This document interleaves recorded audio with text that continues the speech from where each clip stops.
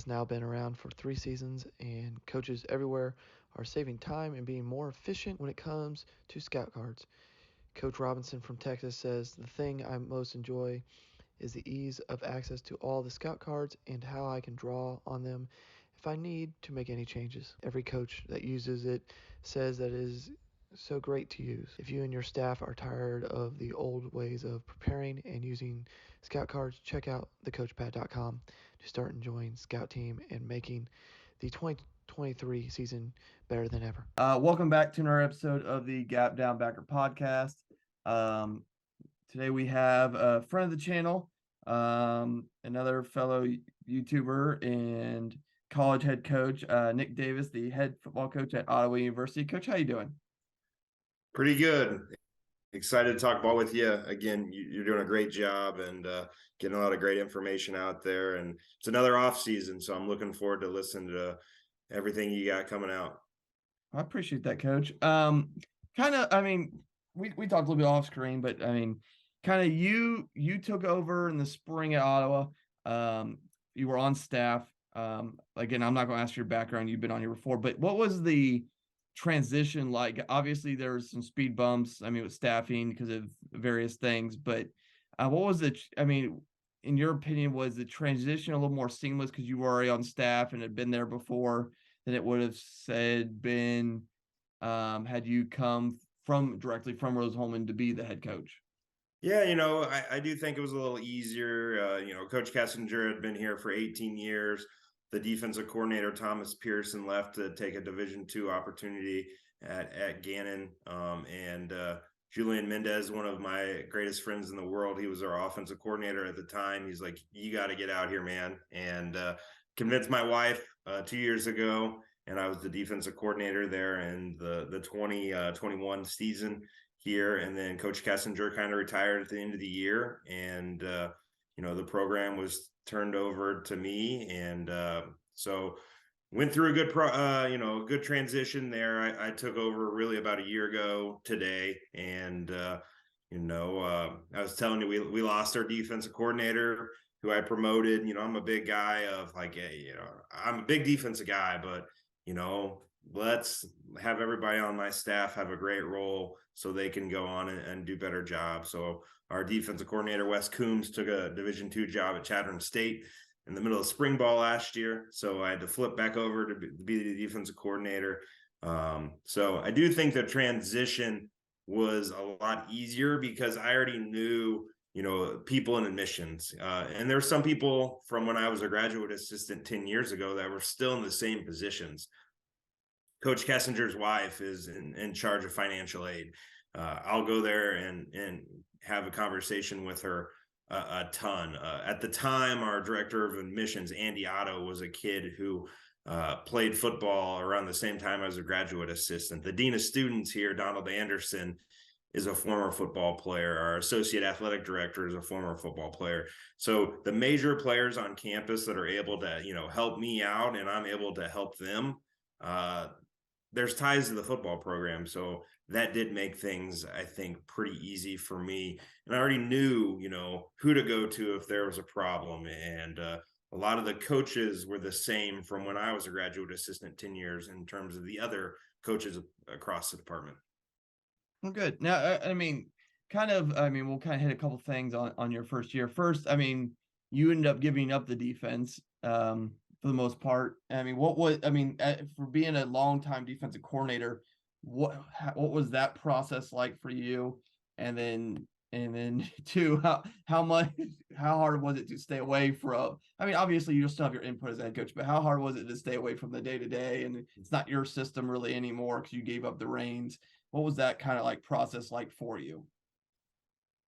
Yeah, so it was, interesting at the time. We had 4 full-time positions, 2 on offense and 2 on defense. So hiring a defensive coordinator is important to me to kind of let that guy come in.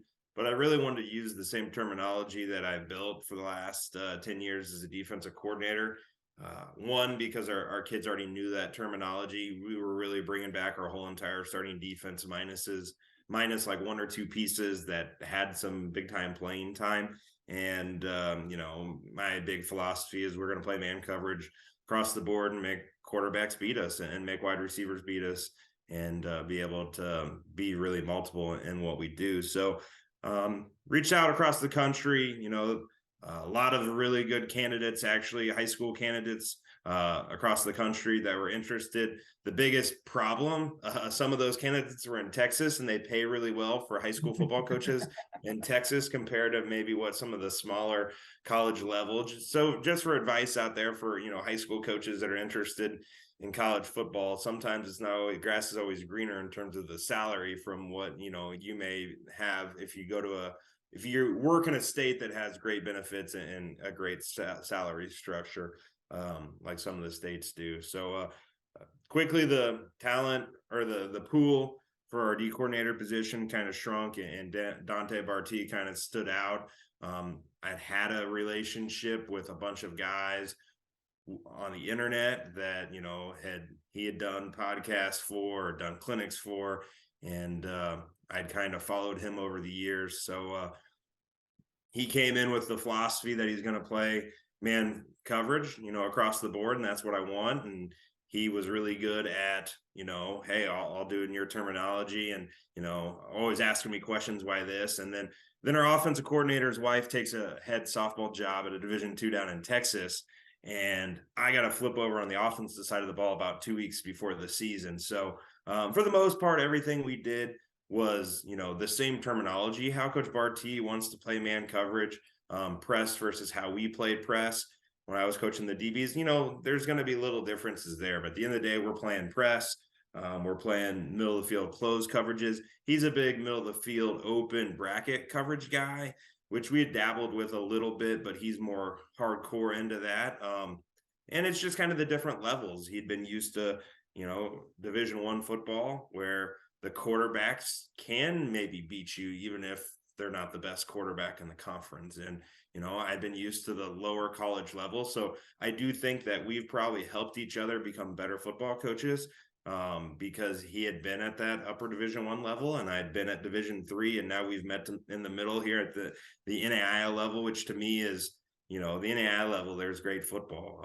In fact, there was a few NAIA teams that beat Division II teams this year, and Kaiser's in the Final Four in the playoffs, and they went toe-to-toe with Division II schools. So those are, just little highlights of how we got to our defensive coordinator position, how I became an offensive coach right before camp, and kind of, allowing Coach Barti to run with it, and pretty hands off, never once did I say, Barti, we got to blitz, or we got to play this certain coverage, or we got to do something crazy. And I was pretty hands off with our offensive coordinator. The only time I was ever is, we were winning a football game against a triple option team, and we were up 15 points, and there was 8 minutes left. And I said, let's just run it, chew the clock.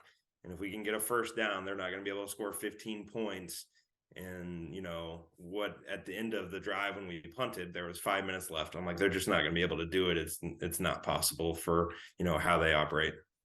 Perfect, Coach. I mean, let's talk about that, because you mentioned you transition offense. What has that transition been like for you? Like, you've been a long time successful defense coordinator of Rolls Holman.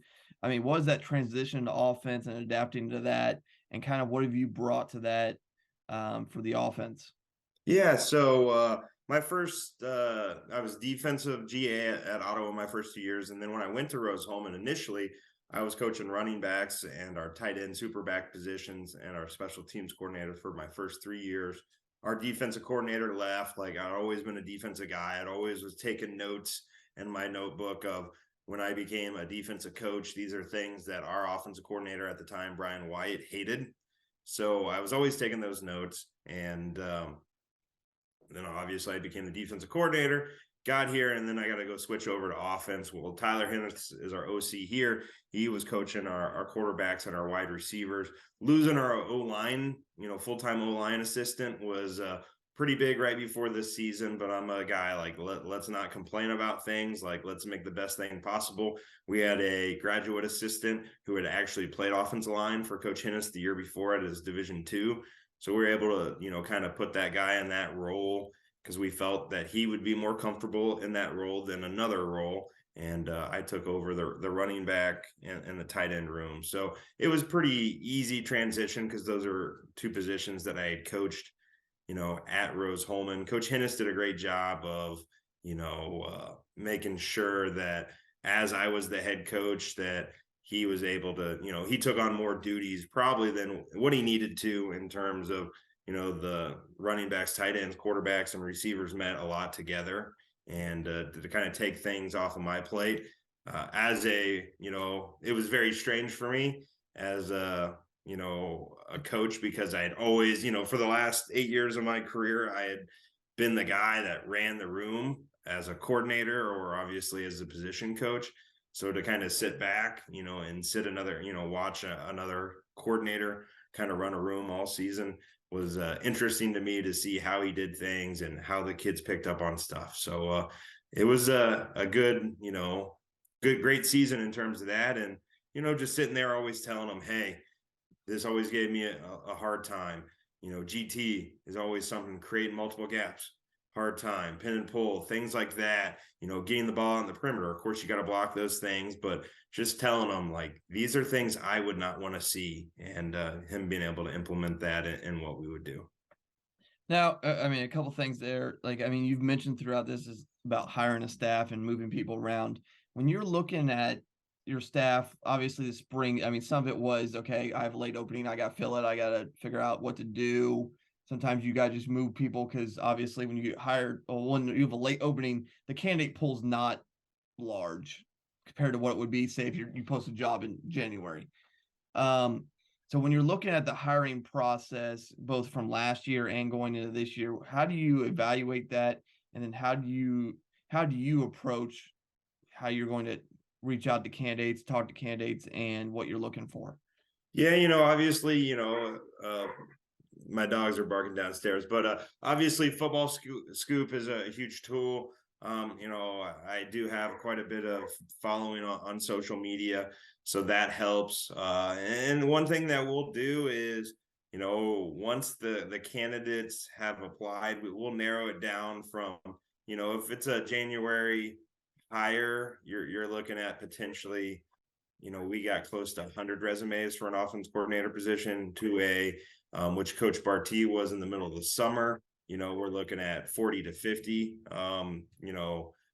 at least into our internal system. There's other people that shoot you an email and do this, and you say, hey, fill out the thing internally, and they don't do it. And you're like, kind of how we do recruiting. Like, if you're not going to fill out our questionnaire, if you're not going to apply to our school, we're not going to recruit you. If you don't do the little stuff, you're probably not going to want to do the little stuff when I ask you to do it as a head coach. So we'll do that. And what we did was, we had our 40 candidates.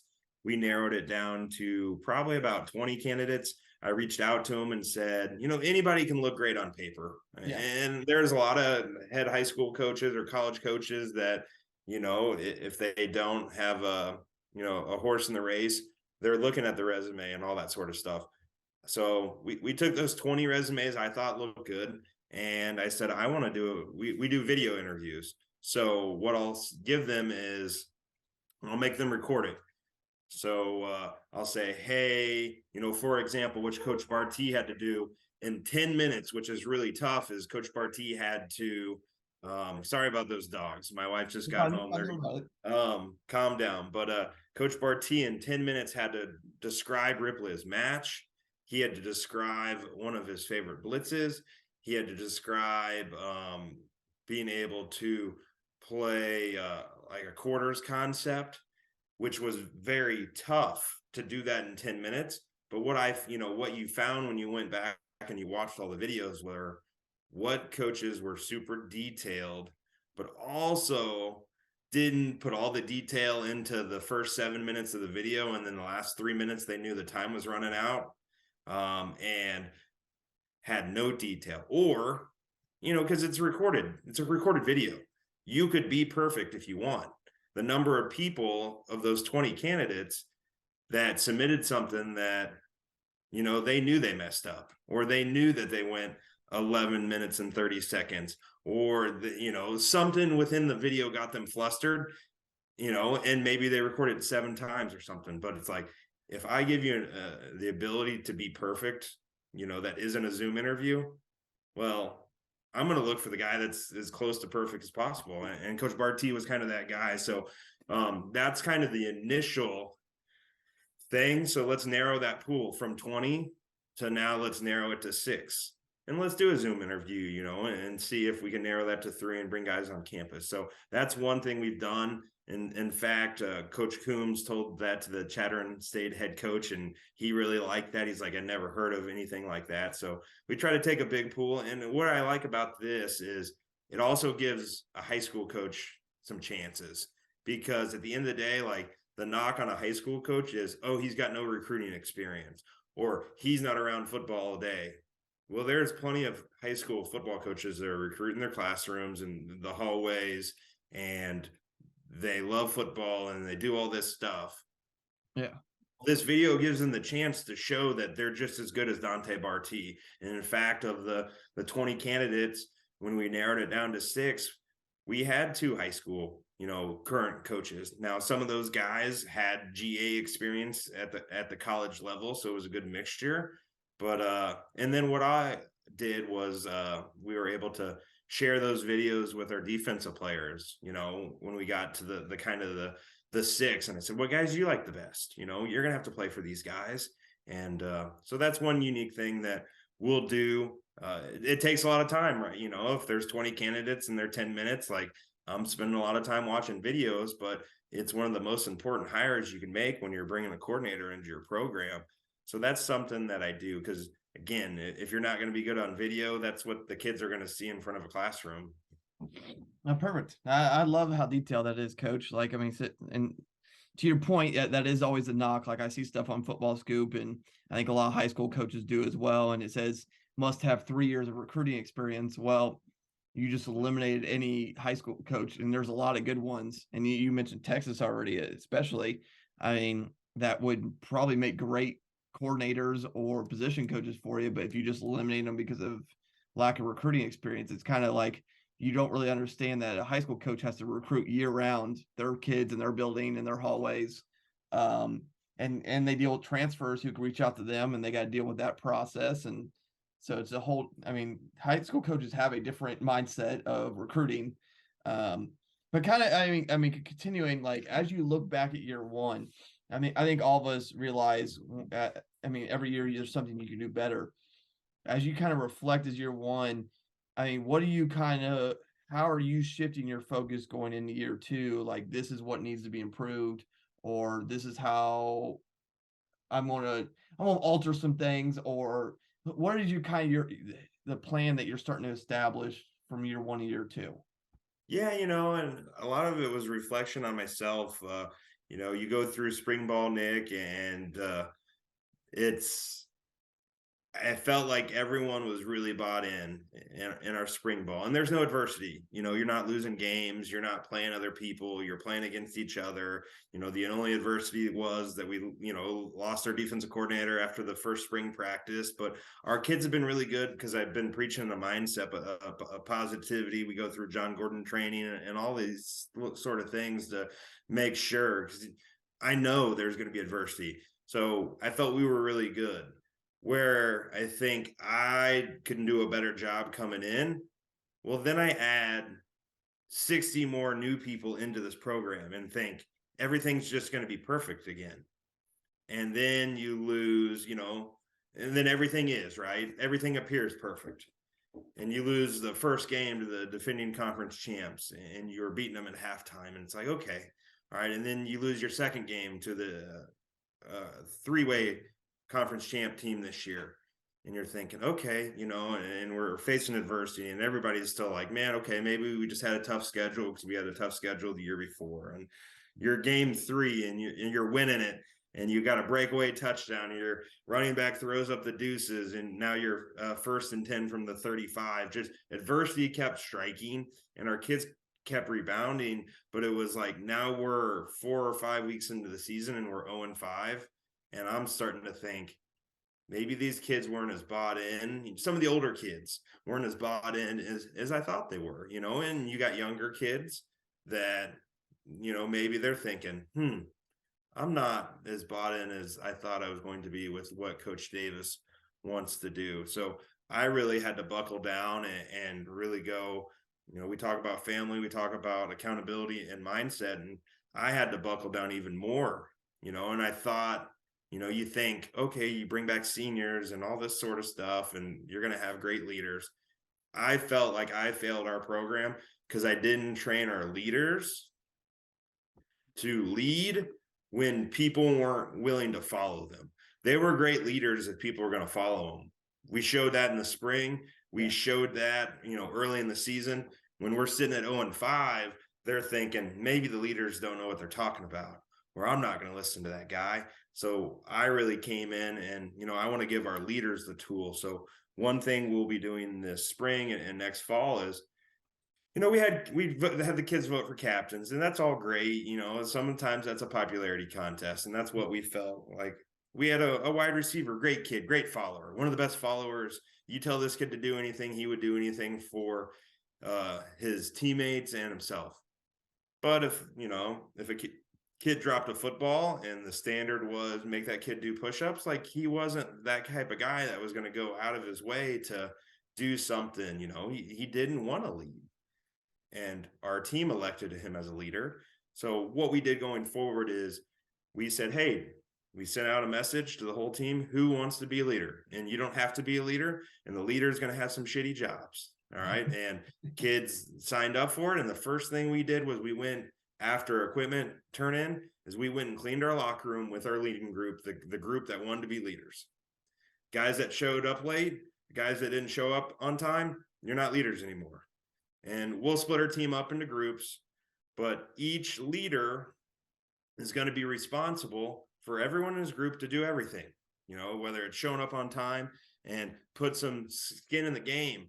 Because I am going to develop leaders at the end of this. If we have 8 teams, there's going to be 8 guys on our team for sure that are going to know, what everyone on their team that we break up, what makes them tick, what makes them come to things. And they're going to get punished. If their kid doesn't come to 5:45 a.m. weightlifting, the leader of that team is going to get punished because it was his job to get him there. Now, if it's a thing that happens repeatedly, maybe we need to talk to that individual, and maybe we, figure out what's going on with him, and is he with us or is he against us, and some of those things. So that's what we're going to try to accomplish this spring and next season. Is I need to do a better job, because I'm a big guy of, we weren't 2-8 because of our players or our coaches. We were 2-8, a whole thing, but I'm the leader of this operation. So I have to do a better job. And if people are saying our leaders weren't great, it was because I didn't give our leaders the tools so they could be great. So that's the biggest thing that we're going to try to accomplish in our program, is giving our leaders the tools to lead. And one of the big tools of leading is the kids aren't going to listen to you if they don't know you care about them. Everyone says that about coaches. Well, that's the same for leaders. If I'm a senior and I don't even know your name, and I'm saying, hey, you need to get to weightlifting at this time, and you don't even know that freshman's name, why is he going to listen to you? So those are the big things we're going to try to get accomplished this spring and next fall. Now, I kind of want to go back, and now I have back to your hiring thing, because I had this thought while you were talking and going over leadership. And when you were like, I'll use back to Dante's example, you had him describe Rip Liz. Is that description of Rip Liz because he's well known for knowing Rip Liz, or is there was just general curiosity there? Like, was it I'll rephrase this question. Was it a standard question, like, I want blitz, Rip Liz, and something out of quarters, or was it parlayed to kind of the resume or what you knew about those certain candidates? The biggest thing to me was, let me give you something that obviously Dante is comfortable, and Dante doesn't play Rip Liz match. And I really, had dabbled in Rip Liz match. I knew about it, but I knew it was going to be a tough question, because you'd be amazed by the number of people that didn't know what Rip Liz was, or didn't even think about, let me Google it.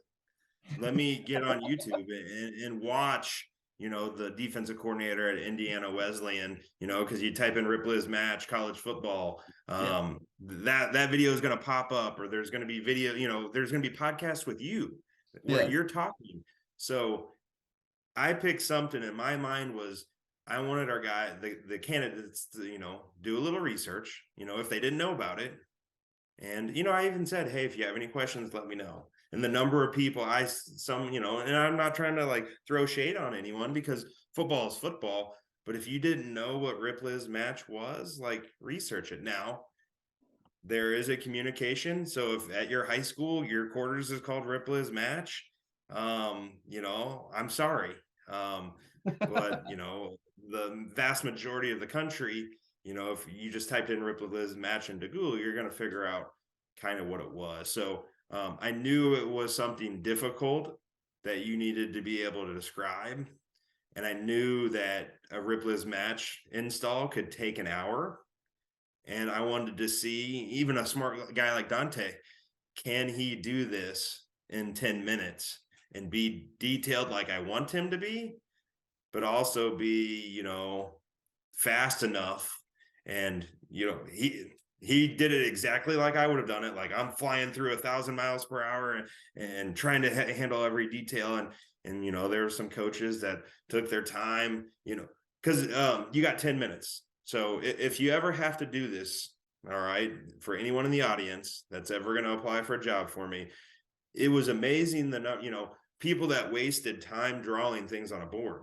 Some of the best ones were the guy literally had every picture drawn up on the board with every coverage, and he just changed the video shot. Like that's brilliant, because he wasn't wasting 2 minutes drawing up a formation and then forgetting the 11th guy on defense, and then that looks bad. Like everything some of the best candidates had was they had the whole picture drawn up on the whiteboard, or they had slides with it already up, and they quickly flipped to it and explained it. And so just seeing the detail, because then you're looking at, man, this guy thought ahead enough in his mind, knowing that this is going to take longer than 10 minutes if I have to draw this up.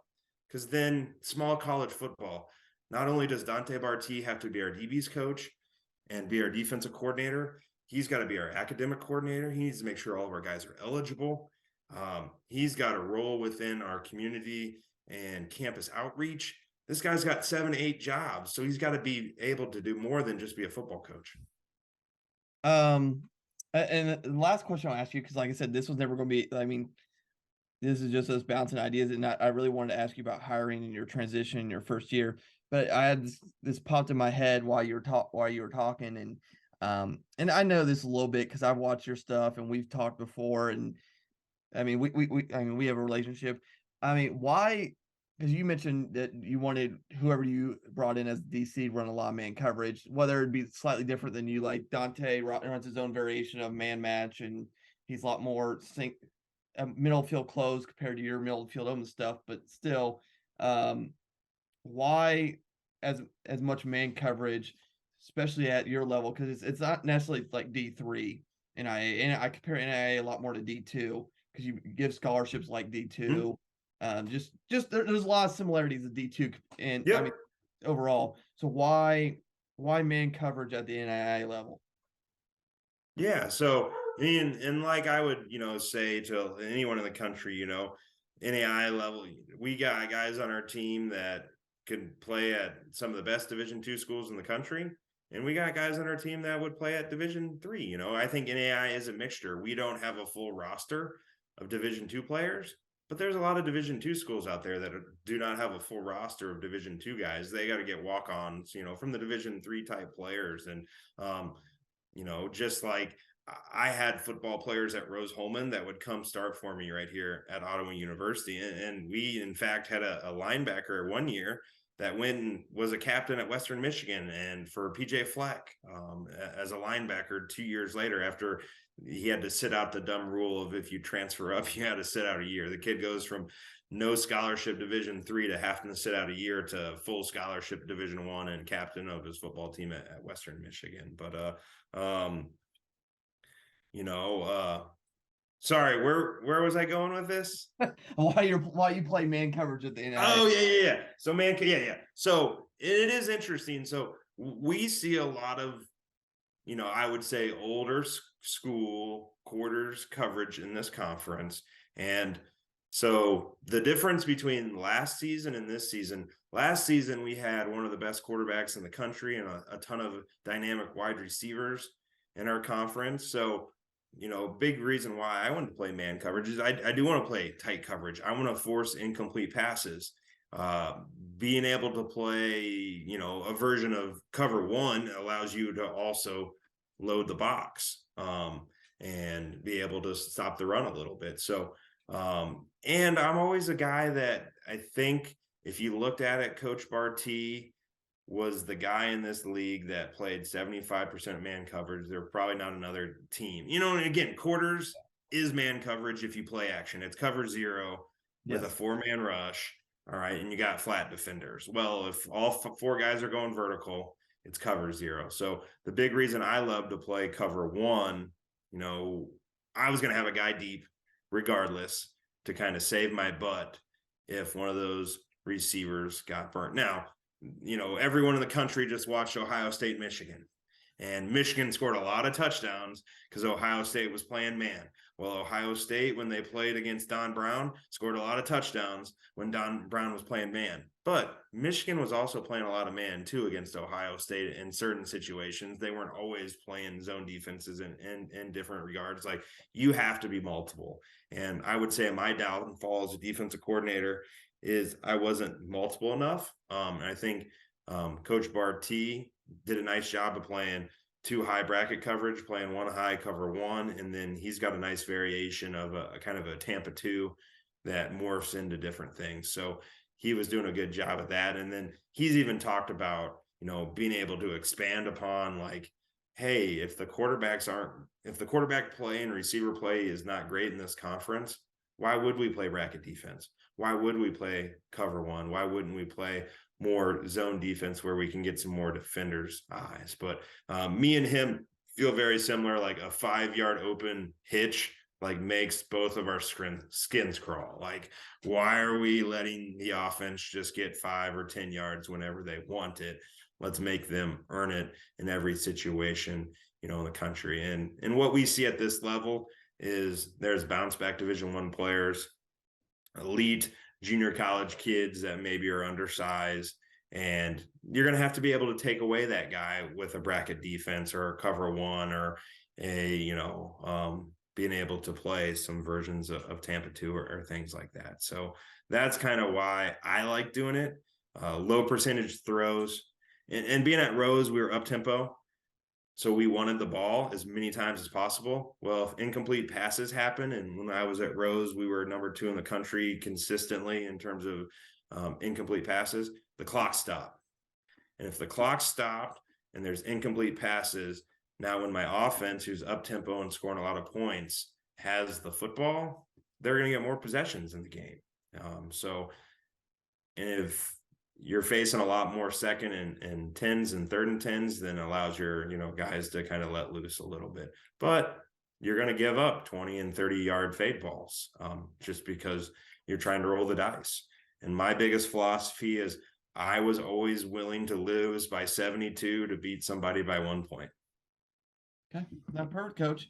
Well, coaches, give Coach a follow on Twitter. That's the easy thing. And that way you can get caught up with not only his program and everything he's doing, but also if you need to reach out to him or if you have any kids to send his way. I know Coach is always looking for good athletes at the NAIA level. And like I said, it's a little different in D3. I mean, they can provide some money here and there. Again, that's all different on each school. He's still got a YouTube channel, so he's got a bunch of content there. He's got other content on my stuff.